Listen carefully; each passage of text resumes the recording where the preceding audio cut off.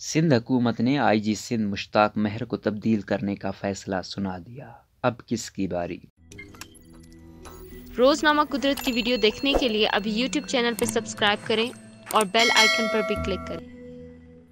سندھ حکومت نے آئی جی تبدیل کرنے کا فیصلہ لیتے ہوئے وفاق کو نئے آئی جی کے لیے 5 نام ارسال کر دیے ہیں۔ وزیر اعلیٰ سندھ مراد علی شاہ کی کراچی کے مقامی ہوٹل میں کمیشن برائے خواتین حکومت سندھ کی جانب سے منعقدہ تقریب سے گفتگو۔ تفصیلات کے مطابق وزیر اعلیٰ سندھ سید مراد علی شاہ نے تقریب میں میڈیا سے گفتگو کرتے ہوئے واضح کیا ہے کہ سندھ حکومت نے آئی جی سندھ کو تبدیل کرنے کا فیصلہ کر لیا ہے، تاہم اس سلسلے میں وفاق کو درخواست دی گئی جس پر وفاق نے آئی جی کے لیے ناموں کی فہرست طلب کی۔ سندھ حکومت نے وفاق کو 5 نئے نام ارسال کر دیے ہیں۔ وزیر اعلیٰ سندھ نے امید ظاہر کی ہے کہ انہیں 5 میں سے کوئی ایک انسپکٹر جنرل مقرر کر کے سندھ میں تعینات کیا جائے گا، تاہم مراد علی شاہ نے میڈیا سے گفتگو میں نام ظاہر نہیں کیے۔ واضح رہے کہ اس وقت سندھ میں تعینات آئی جی مشتاق احمد مہر کو مارچ 2020 میں ہی سابق آئی جی کلیم امام کی جگہ تبدیل کر کے آئی جی کے عہدے پر فائز کیا گیا تھا۔ البتہ دیگر آئی جیز کی طرح آئی جی سندھ مشتاق مہر بھی تنازعات سے دوچار ہوتے رہے، جس کے بعد آخرکار انہیں بھی عہدے سے ہٹانے کا فیصلہ کر لیا گیا ہے۔